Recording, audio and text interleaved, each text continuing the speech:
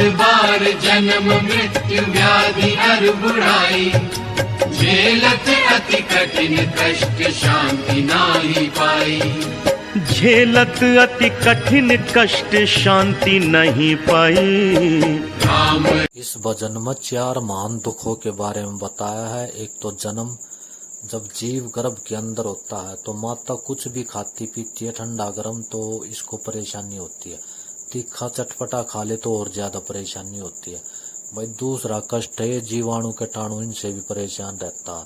तीसरा कष्ट वहाँ पे गंदगी है उसी के अंदर पड़ा रहता है, इससे भी परेशान। और जो चौथा दुख है भाई, स्पेस बहुत कम है, हाथ पैर सीधे भी नहीं कर सकता, करवट भी नहीं ले सकता। और इन्हीं दुखों से परेशान होकर वो भगवान ने पुकारा है, हे श्री राम जी महाराज, हे राम जी महाराज, मन इस गर्भ से बाहर निकाल लो और फिर मैं आपका भजन करूंगा और माया से हमेशा दूर रहूंगा। लेकिन बाहर गर्भ ते लकड़े पीछे हवा दूसरी लगी, फिर माया में फिर भूल जा राम ने। दूसरा दुख है भाई मृत्यु।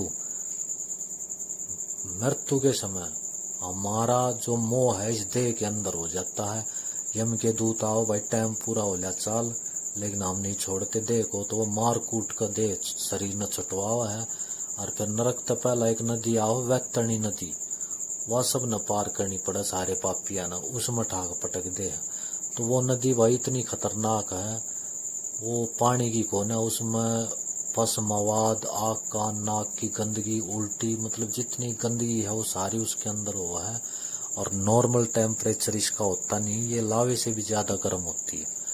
तो भाई पीट पीट कर इसने वह नदी पार करा और फिर नरक में ले जाकर जैसे कर्म करे उसा दंड दे है। जैसे कि भाई दूसरे का खा लिया तो भूख लगने पर उसका हाथ काट के हुए तो दे दे, बोला खा भाई, दूसरे का खाता है, अब अपने आप को खा के दिखा।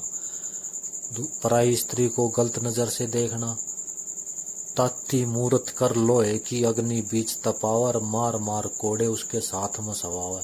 तो भाई गर्म लोहे की मूर्त उसके ऊपर रख दी जाती, नरक में ये दंड दिए जा भाई। तीसरा था व्याधि।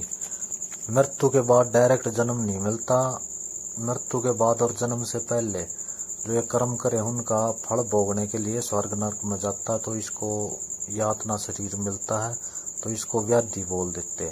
और भाई बुढ़ापे के बारे में सब बन बेरा है, कितना कष्टदायक होता है। सबकी नैया राम ने पार लगाई, राम भजो राम भजो राम भजो भाई। जय श्री राम।